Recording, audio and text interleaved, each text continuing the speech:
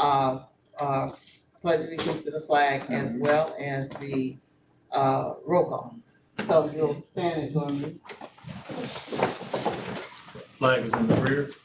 I pledge allegiance to the flag of the United States of America and to the republic for which it stands, one nation, under God, indivisible, with liberty and justice for all.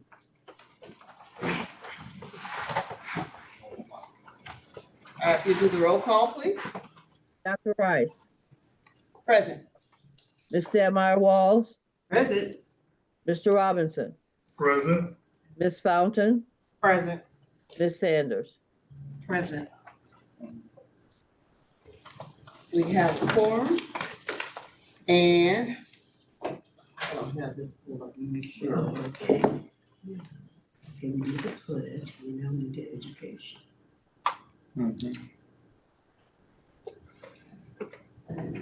It's me. Just want to see what else. Oh, okay. Tom, check the mics. Executive session.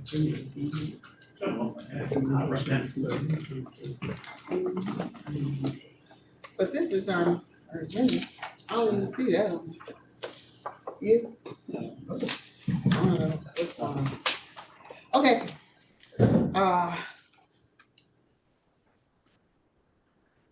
Special meeting, work session. So,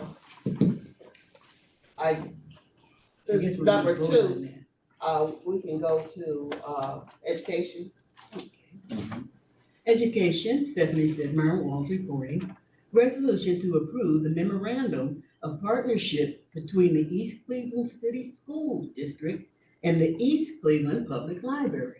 Madam President, that we pass this resolution. Seconded. It's been properly moved in second, for the resolution regarding the East Cleveland schools and the East Cleveland Public Library. Questions or comments? Hearing none, call for the vote.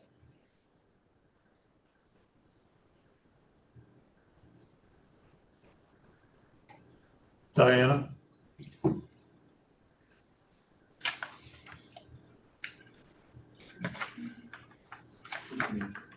Ms. Stadmeyer Walls, Yes. Mr. Robinson, Yes. Dr. Rice, Yes. Ms. Sanders, Yes. and Ms. Fountain. Yes. That concludes my report. Motion, Since everyone has voted and the motion has passed, and you concluded your, That concludes my report. and the next thing on the agenda is an executive session? I would ask that we alter the agenda and do the strategic plan discussion first, Okay, and then go into the executive session after. Okay. Reverse of what's on the agenda. is that, okay? Is it? Okay. Is it All that right. way in the computer? Yeah. Okay. It's strategic plan discussion. Yes, Mhm. yes, And that's that what is we, number 8. that's what we'd like to do I next. mean, number B, letter B. Mhm. And A is executive session, so I'm asking. Just- To E is refer. appointments. Okay, any problem, if anyone has any concern with that, hearing none, we will accept the agenda, changes. Thank Mhm. Dr. Peggy? All right, Tom, we'll get ready. Let's talk strategic plan. I'm gonna ask Tom to come on up and walk us through our strategic plan and some of the things that are in there. I did send you out responses to the questions that I received. Mr. Robinson, I saw your question today, so we'll make sure we get that answered as well in the scope of this conversation. Here's just a printout in case you had not get a chance to look at the email of the answers that I provided earlier today. Just hopefully this is helpful and it's something that can expedite our conversation.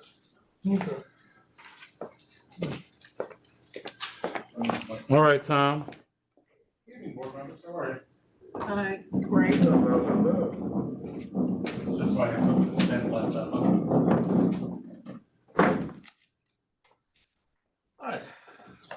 So in response to the query, you see up on screen, this is what we're recording along. So upon exiting academic distress, which I'm largely confident that we'll be able to do by June 30th of this year, once we meet our 11 metrics, the question comes about, what is next? What is our next strategic plan for the district? And that is in part why we contracted with MGT, to be able to help craft what that plan would look like, establish metrics and standards so that we can progress monitor moving forward. And additionally, with their work here, with their boots on the ground team, that we are working towards both completing scorecard standards and also moving forward with strategic goals. So our presentation is very simple. We're going to try and stick with a birds theme at this point, as we are the Cardinals, and we're talking about moving from nest to sky as we're preparing our Cardinals for takeoff. So our future is in flight with this board work session. That is our theme. That is what we're going to move forward with here, and you're going to see different images of our Cardinals. Arthur Hill, our communications specialist and digital designer, worked through some of the initial stuff on the Cardinals, but we've been slowly transforming these through AI and other iteratives to show more specifically what we need in certain pieces. So our future is in flight because with consolidation of buildings, we want students to be able to identify with particular logos and particular imagery. It creates more of a sense of community and culture. And it gets exactly what Vernon's doing right now. It's smile. It creates a smile. Okay, it's something that folks can identify with, particularly at a student and family kind of level. So Young Red represents our elementary school, Little Red represents our middle school, and Big Red represents our high school.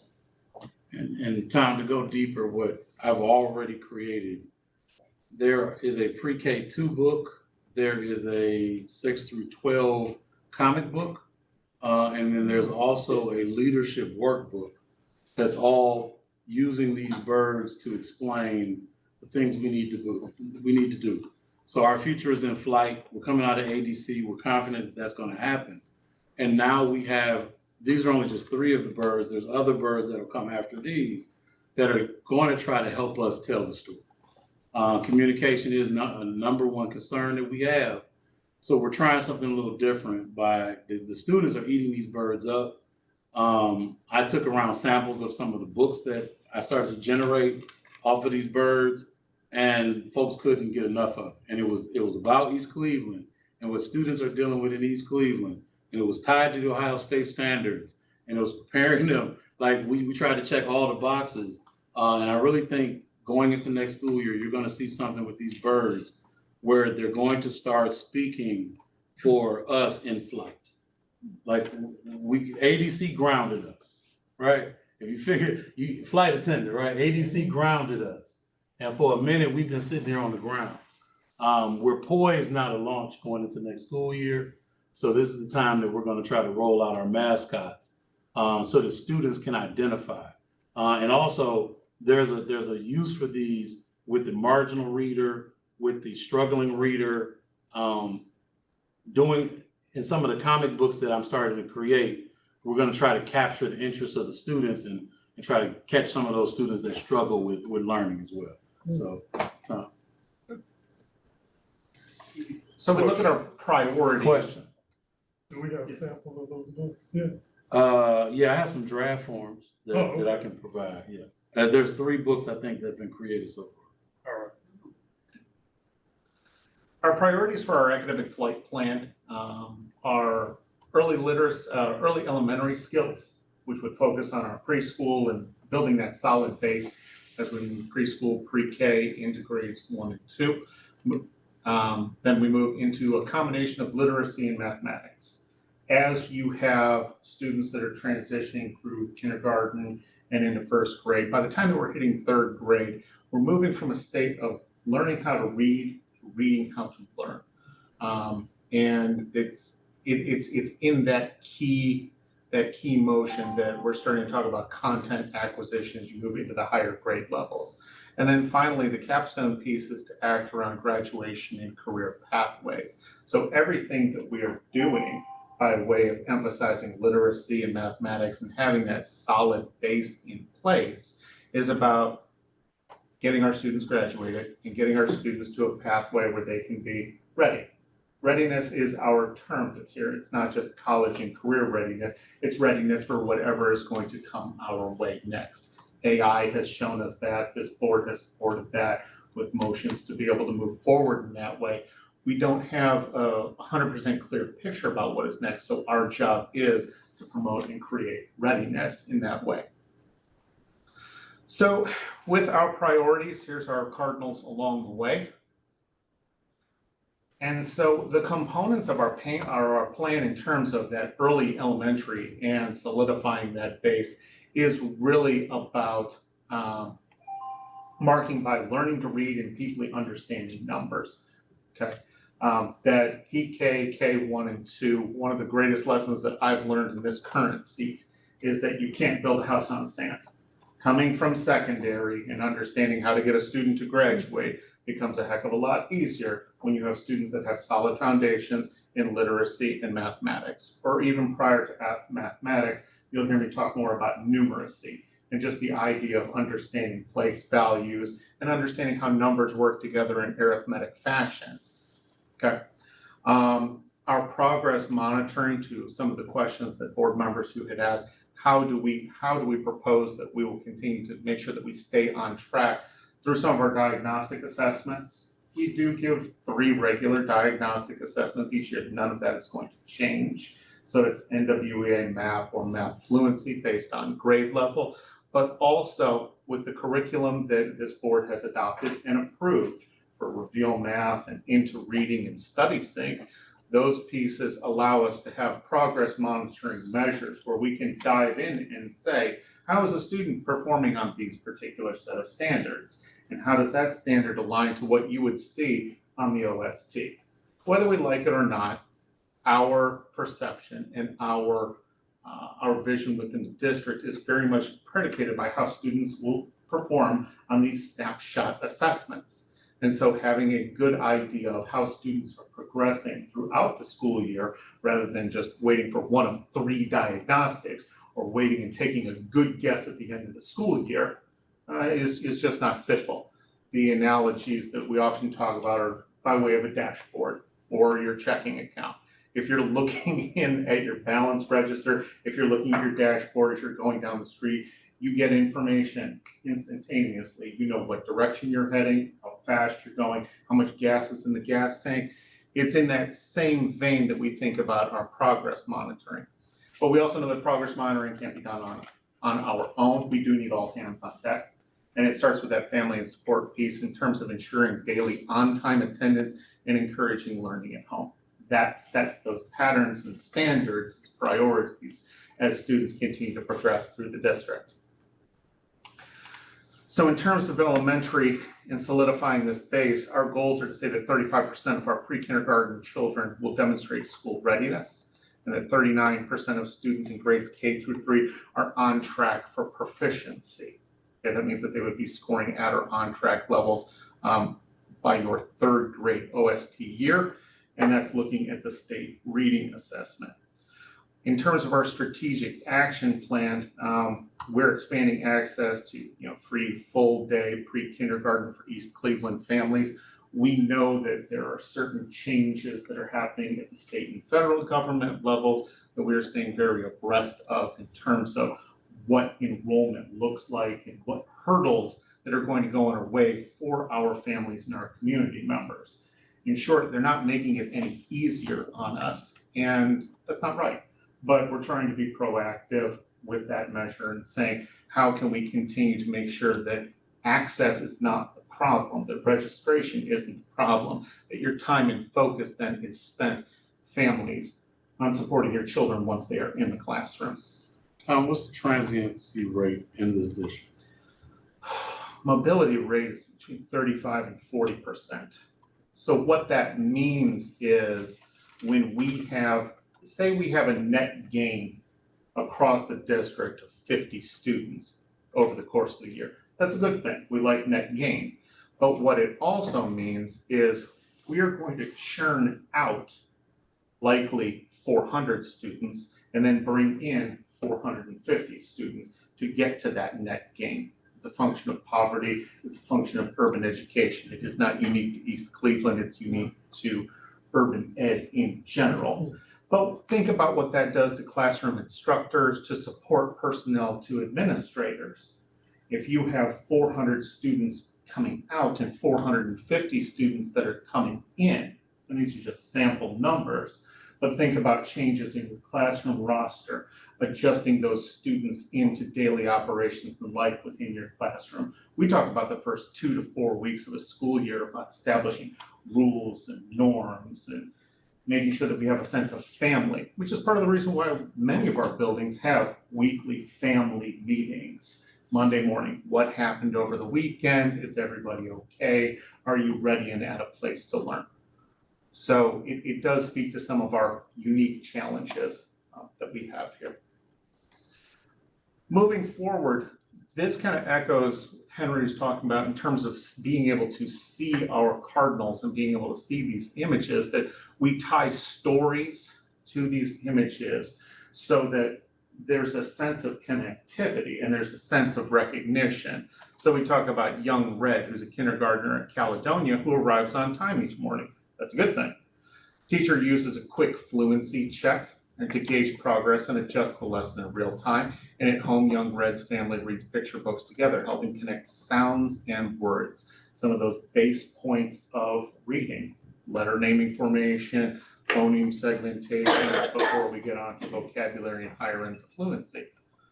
So at home, young Red's family reads picture books together, helping connect sounds and words. And thanks to consistent routines at school and support at home, young Red is learning how to read confidently and understands how numbers work, laying the foundation for all the learning ahead.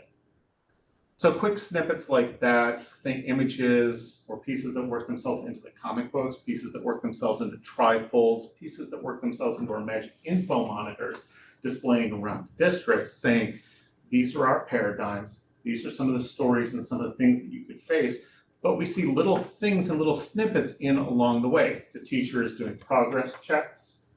The parents are doing their part by bringing students to school on time.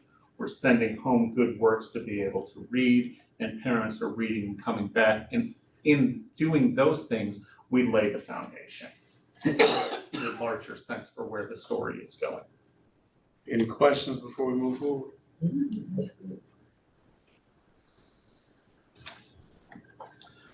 So in terms of literacy, we look at 3 things on that from reading to leading kind of piece. We took it one step further. It wasn't just learning to read and reading to learn, but now we're talking about reading to leading. And we look at this becomes in at our secondary level, growing in through upper elementary, but into our secondary level. Our focus with literacy is reading fluency, growing vocabulary, and strengthening writing. Reading fluency is the idea that a student can read those specific words across the page, but if they can't put the words together into a cohesive sentence, they're not building fluency for themselves. And so we practice that through read alouds, we practice that through paired shared readings.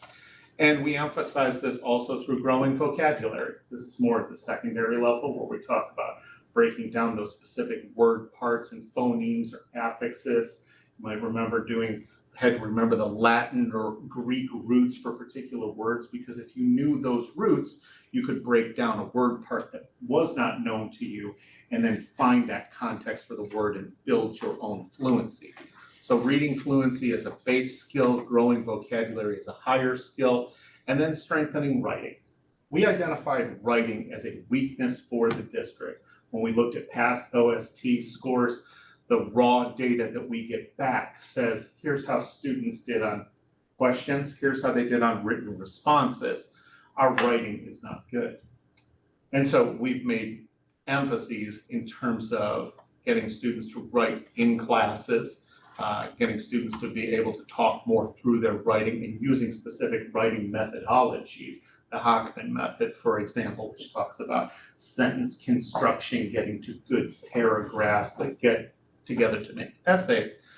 And we'll see if those strategies bore out when we get our OST results back. So it's kind of a test and hypothesis, but our data showed us this was low-hanging fruit. This is someplace where we can make quick and easy gains. we'll see if that holds true. Dates for when do we get the Ohio State test results?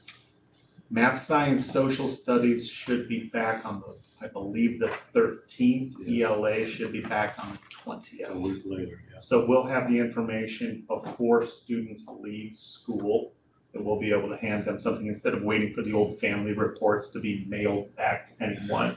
Before students leave, we'll have that information and we can present that. Mhm. I think anything else on literacy, something I can clarify? Are we back to doing cursive or we're still not doing cursive, teaching them how to do cursive, right? We are not currently teaching cursive writing. At your kindergarten and first grade levels, when you purchase in the reading series, you get big books and you're doing a lot of letter formation work, which is just done in standard manuscript.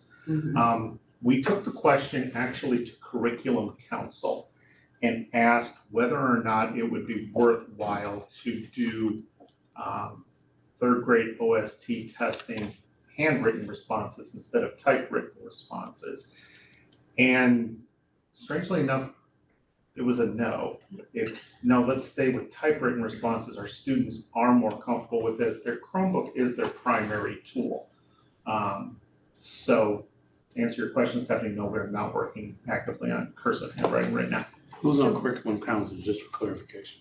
Curriculum Council is a combination of teachers and administrators at grades K through 12, represents some English teachers, but also support personnel. We've got a speech pathologist on that team, 2 principals, and teachers from multiple grade levels and content areas. So it's not just English teachers or just elementary folks. If there's nothing else, also mathematics. In terms of winning this numbers game, we need to focus on critical standards. So the math assessments, in large part, we focus on numeracy and we focus on algebraic expressions. There are other items that show up on math assessments related to geometry, related to statistics, but overall, they don't carry the same weight and value. There's a handful of questions that are with it. So if we only have so much time to be able to present and review material, we focus on what we call the big ideas, okay, or your large standards. This year's first time that we've been able to use a unified curriculum with Reveal Math for K through 12, so we don't have a little program here, a little program here. It makes for better continuity if we need to move staff. It makes for better continuity. The students are moving vertically through our system. So the textbooks look the same, the procedures look the same, and that kind of continuity and consistency helps in terms of at the beginning of the year, you're not reteaching or relearning how to go through these pieces. We are in works to be able to develop pacing guides. This was one of the recommendations from MGT, so that we have a common structure for everyone to work off of. And it allows us as administrators to be able to check in and say, where are you against the pacing guide, teacher? That we can look at your lesson plans, compare those to your pacing guides and say, are you making adequate progress? Are you moving at what Dr. Anita Archer refers to as that perky pace? And then our instruction focuses on building math dialogues and problem solving processes. It's really pretty amazing. You go into Caledonia and you've got these first and second pairs. Well, I believe that. I hypothesize that. And so we start with these sentence stems, but in terms of working through basic problem solving skills, having that unified math dialogue transitions itself into support with writing skills in your ELA and your social studies classrooms. So it ties together. I'll talk about that chart. You have data on the screen. Can you talk a little bit about that? Yeah, so these are our NWEA map scores. Let me see if I can slide this. I may need to come off of this. Even I'm not catching everything that I've got here, but we've got our map growth scores for grades 6 through 8 with the red line, and map growth scores for grades 3 through 5 with the black line. I think I advanced the slide, didn't I? We can see it. Okay, there we go. All right. And so these are those diagnostics that we give 3 times per year. And so the point values that you see that are there are related to your percentage of students that are meeting or that are at their proficiency levels. In large part, the numbers are pointing up over a period of time from 21 all the way through 24. That's a good thing. It means that more students are meeting those growth goals. Okay, so we like upward trends with these. And it also tells us 6-8 is outperforming 3-5, which is kind of sort of what we would expect to be able to see. So that's also validating at that point. But this currently is one of our scorecard metrics, that meeting that NWEA map growth for grades 3-5 and grades 6-8 for reading and for math.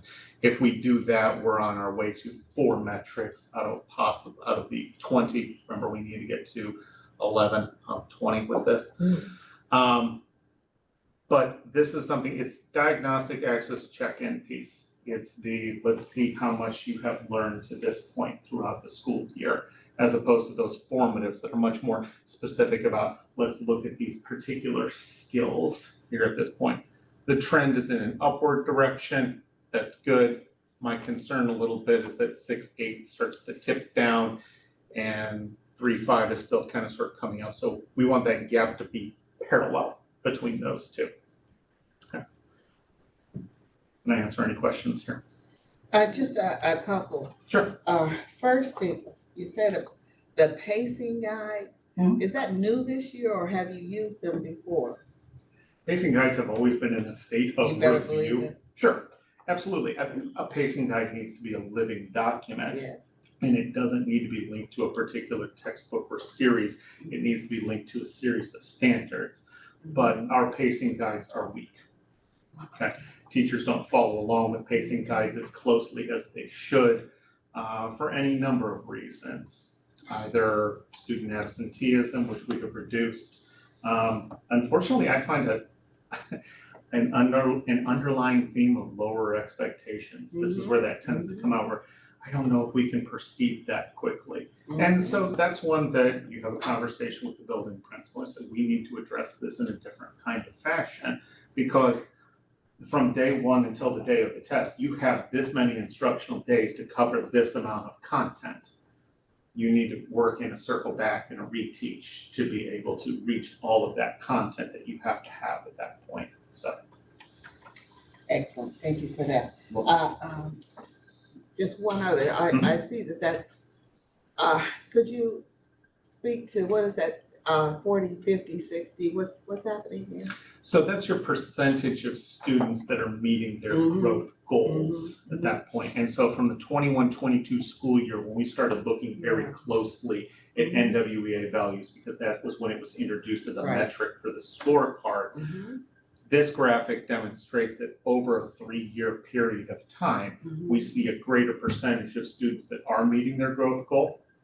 We also see a change in the dialogue. In our administrative meetings or in conversations with building principals and teachers, the dialogue shifts, that it says we're much more cognizant of what the number is, and we're also much more cognizant about telling students that they are capable of being able to meet their goals. These aren't arbitrary values. NWEA is a nationally normed assessment.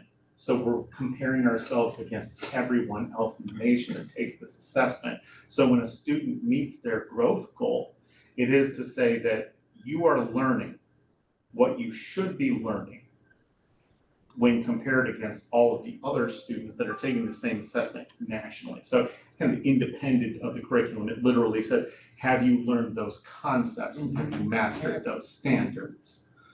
I find this one actually to be rather hopeful. Okay. I don't normally say that, so. Other questions, please? Thank you for answering the question that way. Well. On more levels than. So this is another connectivity piece, and this is something, again, that is a narrative story where we're talking about, in Little Red as a 6th grader who was used to memorizing math steps without really understanding them. Now during class, Loretta explains they're thinking out loud while solving problems with a partner. It's that math dialogue. It's talking through the problems. The teacher uses pacing guides and map data to identify where Little Red needs extra support and provides quick intervention during win period. And this isn't just doing math, it's talking math, it's thinking math, and it's solving math. This is much more than worksheet based. This is much more than doing problems that are coming out of the book. When a student takes the NWEA map assessment, there's a whole bevy of information that comes back by way of a family report that says, here's what this number means, but also instructional reports that say, okay, here's teacher, administrator, here's where we see weaknesses or deficiencies with these students. You can address them thus.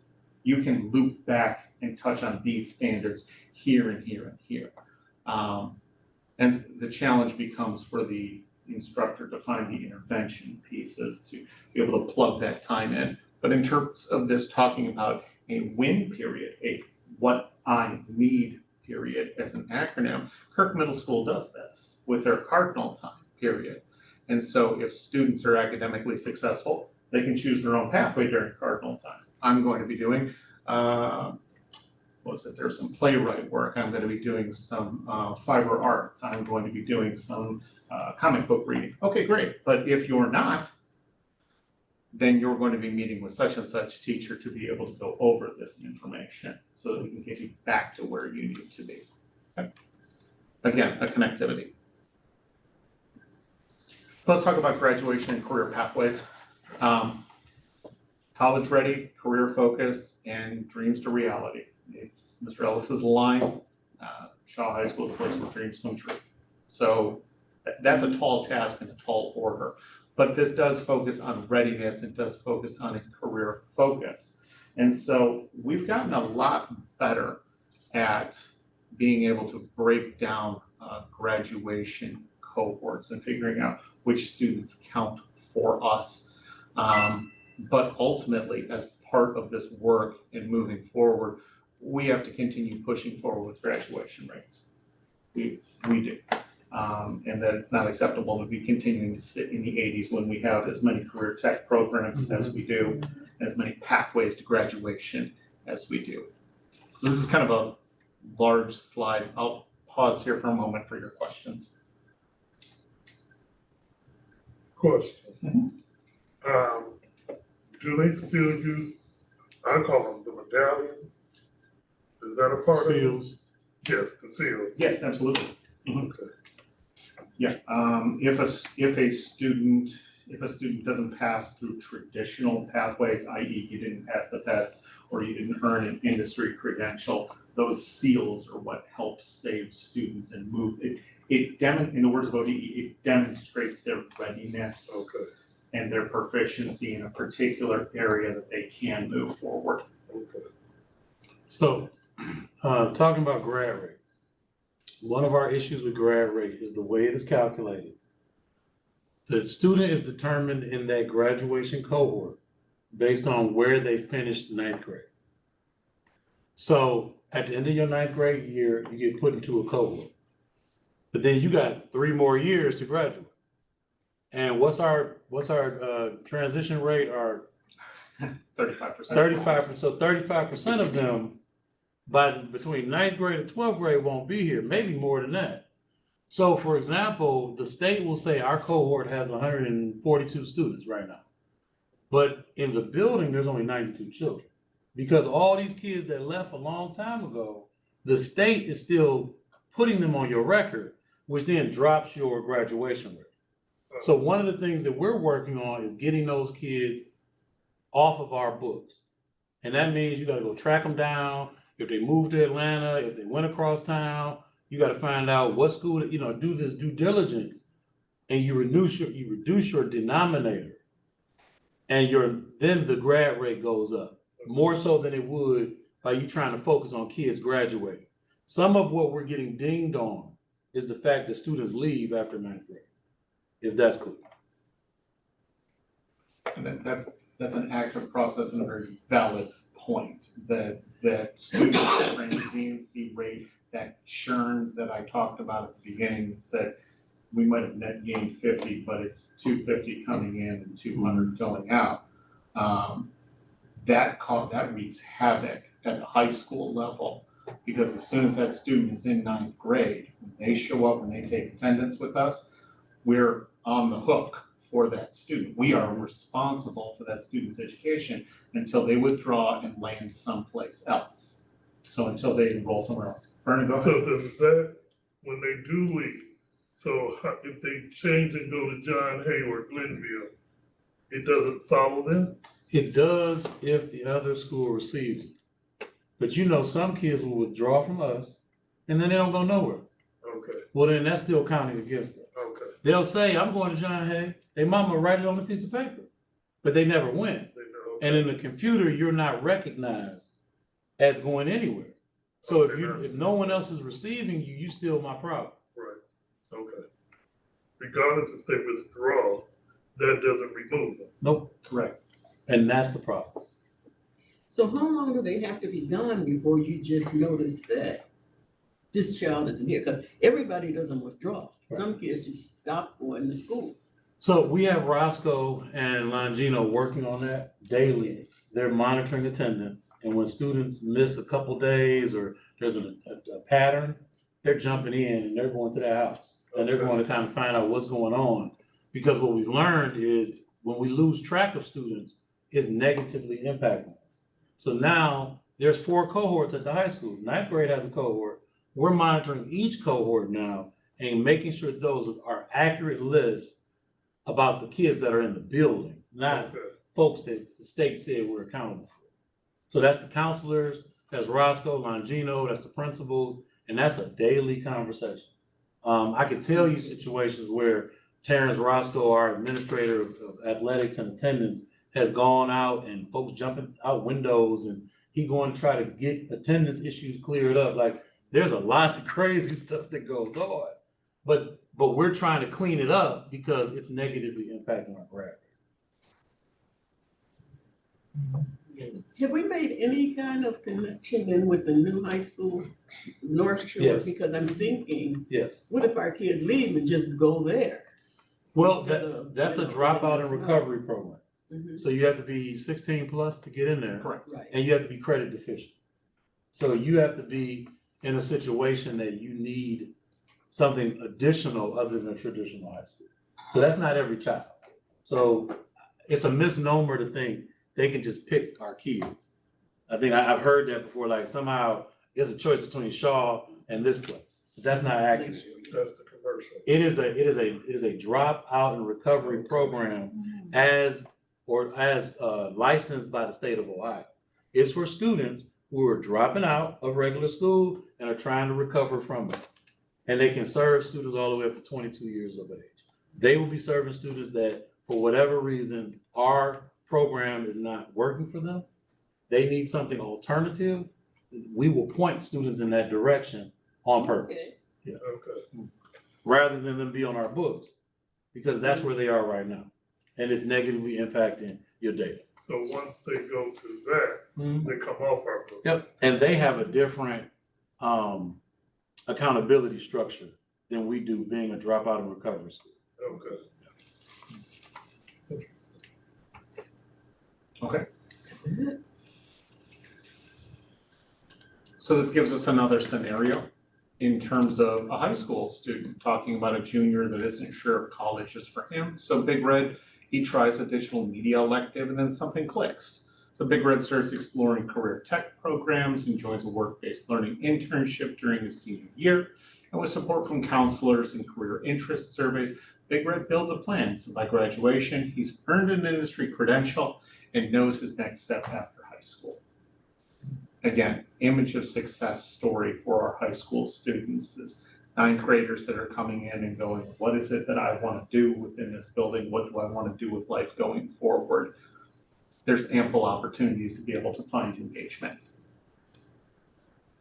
So in terms of our image of success, we bring these 4 elements into play: our early elementary skills, our math and literacy skills, and our grad pathway. And these are things that we continue to pour into our students so that at each different level, that they're seeing an image of success, that they can see certain aspects of themselves in these stories that we iterate, and ultimately to lead to a cap and gown. All right. That's our ultimate measure of success. And I believe Where's your that's last as slide? deep as we are. Good Questions? job, Mr. Questions? Yes. Another board member sent questions and I gave you some answers on those. Are there some things that we need additional conversation about? Additional conversation about this presentation? Really looking to the board members as to where this conversation goes.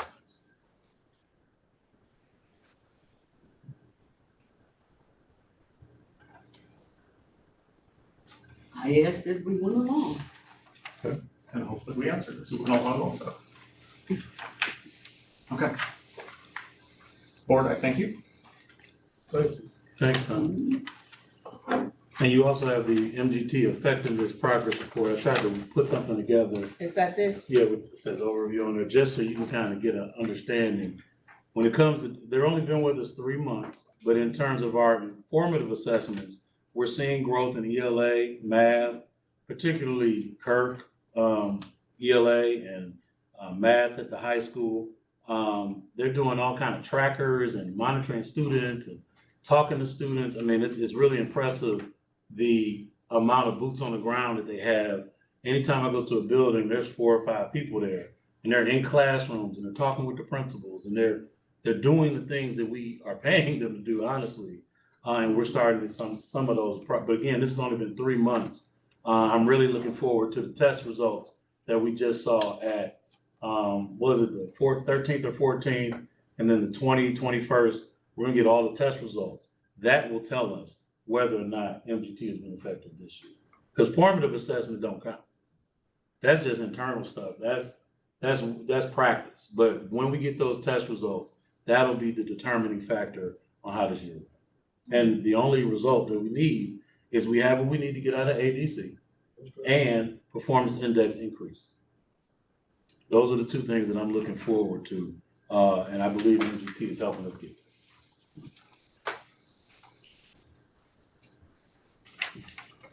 I misunderstood the question in the email because I'm thinking the transformational roadmap was the whole, It's part of it though. everything. But we answered your questions You too. did, Yeah, absolutely. absolutely. Because it's all of it. Any of the questions, any questions that we have, we need to put those out there. Okay. Absolutely. So all questions are good questions.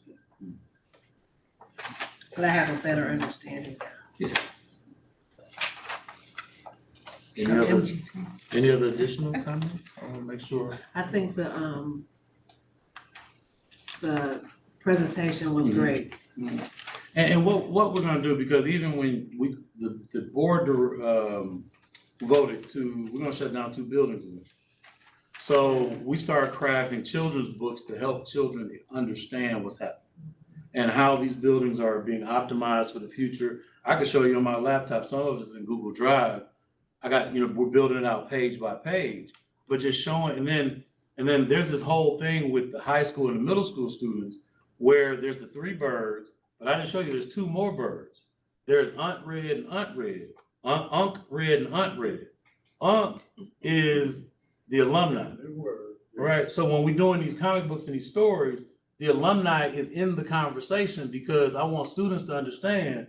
And part of what Unc Red do is talk about your legacy and where you've been and what it means to come from East Cleveland. And he has a beard like one of our alumni that I won't not, and then he has on his arm there's a tattoo like another alumni. You ain't see that, but trying to identify with the community because I'm trying to give voice to everybody. Then Aunt Red, she is the community, so she's the voice of the legacy of the community, and we're trying to push this into the students. There's a void in our students of understanding where they came from, and you're in East Cleveland, but you don't really understand what that means.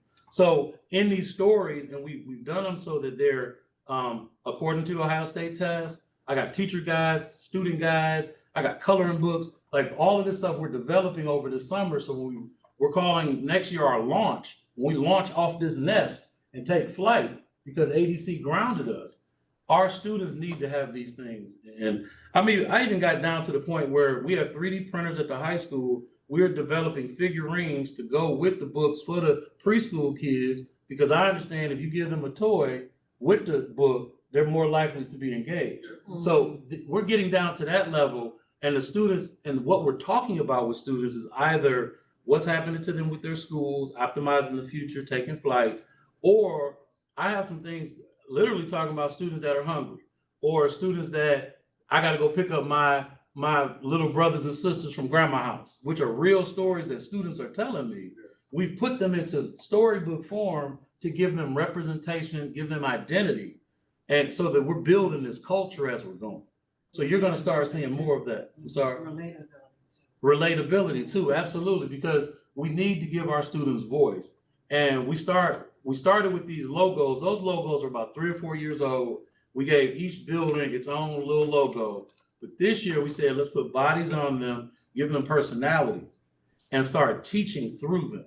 So we'll start using these a little bit more in our professional developments, but more importantly with our students. And there's also a drive to giving access to all the teachers to be able to create these birds. I'm teaching them how to create it themselves.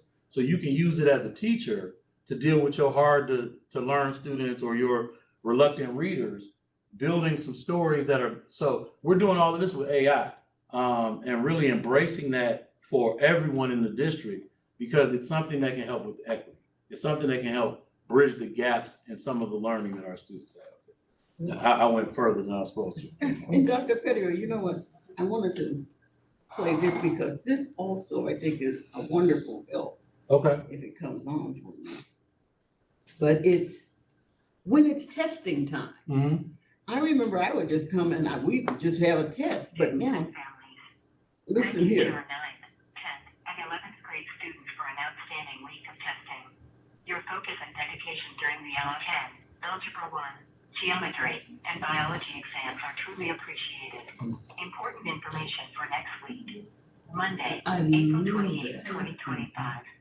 Only 10th and 11th graders taking American History and Government Parts 1 and 2 should report at the normal time. 9th graders and 10th graders not testing should report on a 2-hour delay schedule. Arrival by 10:15 a.m. First period starts at 10:18 a.m. Tuesday, April 29th, 2025. Makeup testing begins for any students who missed prior assessments. We return to a regular. But anyway, I don't want to hold this up too long, but I just think this is fantastic because it tells them have your breakfast. Mhm. It really shows that we have that concern. We really want your child to come in here. We really want to test that child. The evolution of that will be using voices that the students react to. Oh, I have Mr. Rellis on here too. He has a whole long thing. I'm talking celebrities, East Cleveland natives, board members, like that's the next evolution of that. Who will the students listen to? And let's put there, it's really easy. You could do it. I can show you how to do it on your cell phone and text me the voice memo and we could put that on there. But that's the next level. How more intimate can we get with the students so that when they hear something, it prompts action. Yes. So thank you for sharing that. My question here, 3.2, Yeah. I just I wanted more information. Yes, please. For spring 2025, approximately 40% of students are targeted for proficiency gains 3.2. Yeah. to meet state accountability targets. Supports and, so you have your supports here that you're gonna But you want use. to know numbers too. Yeah, Tom, let's talk about number of kids. Okay. So we're talking about number of students that we need to meet our targets. Okay. And I'm gonna let Tom respond. Part of it is performance index is made up of students who are at all the different levels. There's percentages, limited, basic, proficient, accelerated, advanced, all count for different measures. They're all different. So our question is, what do we need to show that improvement? What do we do? What do we need? Ultimately, I'm hearing your question. If the board can remember when I showed you where we stand with other school districts, what do we need to do to move up? Is that similar to your question? more or less. And also the number of students that need to pass those assessments. Because, you know, I get parents who are saying, well, they gotta take it again on this day, blah, blah, blah, blah, blah. And so therefore I won't let them get a job here because I wanna make sure, so that's the kind of information that I'm getting. So I'm wondering how many students do we have like that in our area? Tom, I see him digging in the computer. You got something for us?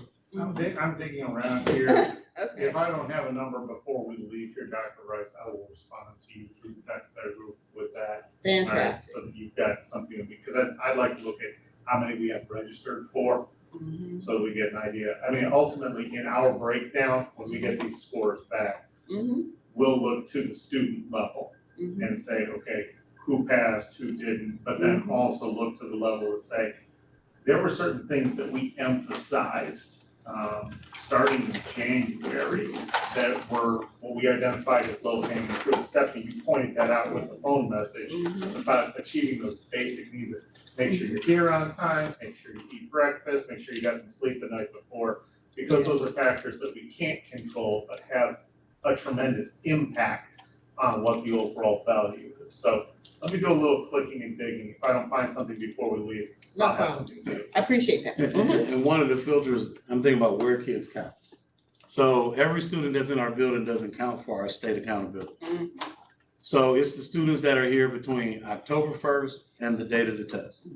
If you were not here that entire time, you don't count for us. So then it becomes, there are certain students in the building that don't count, certain students that do. And then who are you talking about when you know, it gets a little confusing. But I think Tom can sort that out for us. Let me give you an example. I know I was working at the high school just recently talking about Algebra 1. And I think we got 9% passage rate last year in Algebra 1. So how many students is that? I want to say that was about 11 students that corresponded to the 9.9%. Well, in talking to the staff, we need to do better than that. So what percentage of the students and how many students is that? And we determined that if we get 15 or more, we will do better than last year. Okay, to your point. So now, which 15 do we feel confident that actually did and getting down to that number? But I know for that, because we did not do well on that measure, we need 15 of the children, I think 15 out of 82, to do well on that measure so that we can show growth. And I guess, Tom, you can actually give that data for each area of the report card based on where we were last year. And then looking at this year's denominator, we can give that to you. So I think he's starting to work on that now because he's grunting. That will take a little bit longer, but yes, we No can do problem. that. But I would like to get that, and then we need to share that out to the board. Sure. Because that's also something the board members need to understand is how that works. Mhm. And Dr. Rice understands that because it becomes a math game. How many students count, who doesn't count, and where are they? Yeah, that's a whole And conversation. every year you always have superintendents and principals concerned because you get a kid transfer in who's an A student and they you know that they're gonna Mhm. pass that test like what? But they don't count for it because they were not there between those dates. Last week, we had Mhm. 3 high Mhm. schoolers Mhm. enrolled Mhm. with good records. Mhm. But they're gonna they took the test for us, Mhm. but won't count for us. Well, They will count at the state level, but not the district level. So when we start talking about these numbers, those are some of the nuances that I want to make sure the board understands because they put us through some hurdles in trying to get to that number. yeah, I think they, ever since 2008, when Columbus is the one who argued for that. Yeah. So that because they had students that were leaving their district or Yeah. coming in or whatever, but anyway, so that's what they came up with I mean, at the legislators in 2008. at any building, 35%, that's 60, 70 kids in a given year per building leaving. Mhm. That's a major toll in terms of everything we're trying to do. So, but that's the job, and that's some of the things that we're trying to work through. So, more questions?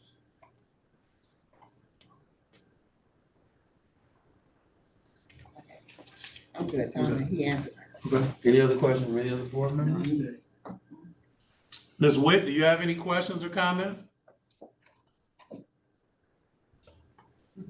We can't hear you. She said No, I don't. Thank you. Better. I'm sorry. I was on mute.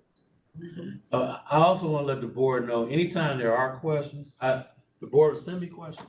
I don't have a problem answering them, and I'll send them back to everybody, but it's easier to do that than to hold a question and wait until a board meeting and then forget the question. And, you know, I understand how that goes. So if you had questions, just fire them off.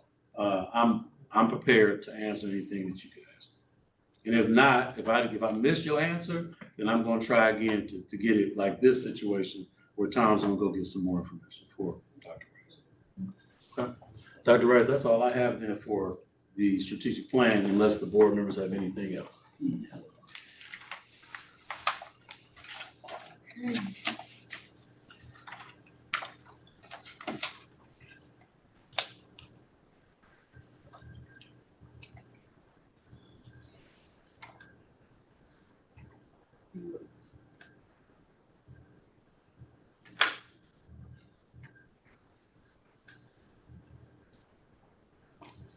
Okay. And since this completes the special meeting, work session, strategic plan and road mapping, The discussion. the discussion, yes. But we'll talk more later if you have additional questions. Okay. Our next thing, do we need executive sessions? First, enter your PIN to unlock the device. For personnel. Ms. Witt, do you have those instructions for executive session for personnel? I do. Is this to consider the employment of a public employee or employees? Okay. There would be a motion to enter into executive session to consider the employment of public employees. To do. And that motion to come from it. Right, To make the motion. right. Madam President, Yes, I'll make a motion that we go into executive session to consider the appointment of an employee, dismissal, and public employee. I second.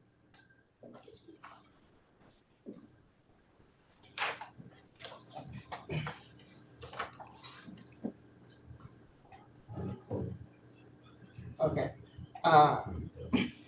To consider information regarding the public employee.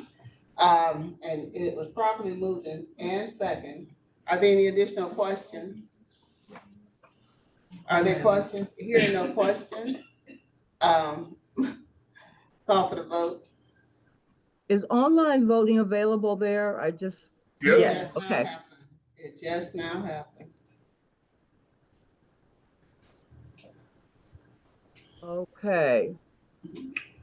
So, Just trying to get it to yes. okay, all votes are in. Okay. Motion passes. Okay, all motion, the motion has passed. We are now getting ready to enter into executive session. For those who are here, you can sit next door just for a while we have the executive session, if you like. And we'll come back and we'll come and get you. You just tell him? Let's talk to Ben. We'll come and get you if we, Yes.